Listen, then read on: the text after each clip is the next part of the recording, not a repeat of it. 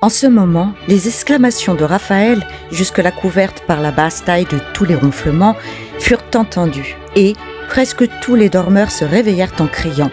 Mais le voyant mal assuré sur ses jambes, ils maudirent par un concert de jurements une ivresse aussi bruyante. « Taisez-vous !»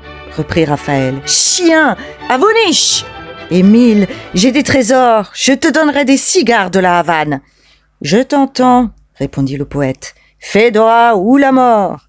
Va ton train, cette sucrée de Fédora t'a trompé, toutes les femmes sont filles d'Ève. Ton histoire n'est pas du tout dramatique. »« Réveille-toi !» s'écria Raphaël en frappant Émile avec la peau de chagrin, comme s'il voulait en tirer du fluide électrique. « Je suis millionnaire !»« Si tu n'es pas millionnaire, tu es bien certainement ivre. » « Ivre de pouvoir, je peux te tuer. Silence, je suis Néron, Nabucodonosor. » Mais Raphaël, nous sommes en mauvaise compagnie et tu devrais par dignité rester silencieux. Ma vie a été un trop long silence. Maintenant, je vais me venger du monde entier. Je ne m'amuserai pas à dissiper de vils écus. Je consommerai des vies humaines et des intelligences, des âmes. Voilà un luxe qui n'est pas mesquin, c'est l'opulence de la peste. Je lutterai de pouvoir avec la fièvre jaune, bleue, verte. Oh, c'est ma maladie, Fédora. Je meurs de Fédora. Au diable, Fédora! Si tu continues à crier, je t'emporte dans la salle à manger.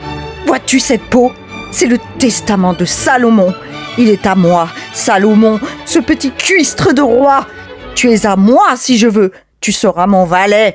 À ce mot, Émile emporta Raphaël dans la salle à manger. « Eh bien oui, mon ami, lui dit-il, je suis ton valet. Mais comme tu vas être rédacteur en chef, tais-toi, sois décent. Par considération pour moi, m'aimes-tu? Si je t'aime, tu auras des cigares de la Havane avec cette peau.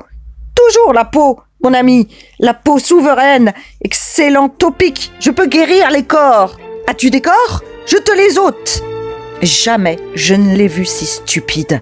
Stupide, mon ami? Non, cette peau se rétrécit quand j'ai un désir. C'est une antiphrase. Tu ne me crois pas. Je te connais, mon ami. Tu es menteur comme un roi. Comment veux-tu que j'adopte les divagations de ton ivresse? Je te parie, puisque je peux te le prouver.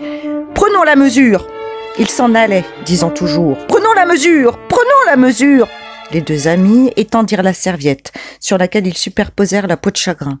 Émile, ayant la main plus assurée que celle de Raphaël, décrivit à la plume, par une ligne d'encre, les contours du talisman, pendant que son ami lui disait « J'ai souhaité 200 000 livres de rente, pas vrai?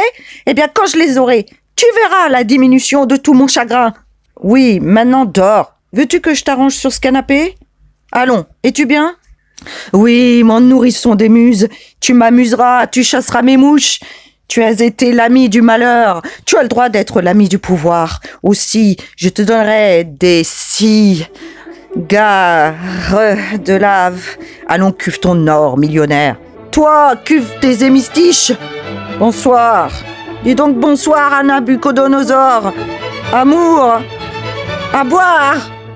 France, gloire et riche, riche. Bientôt, les deux amis s'endormirent, unissant leurs ronflements à la musique dont les salons retentissaient. Les bougies s'éteignirent, une à une, en faisant éclater leurs bobèches de cristal. Puis, la nuit enveloppa d'un crêpe cette longue orgie, dans laquelle le récit de Raphaël avait été comme une orgie de paroles, de mots sans idées et d'idées auxquelles les expressions avaient souvent manqué.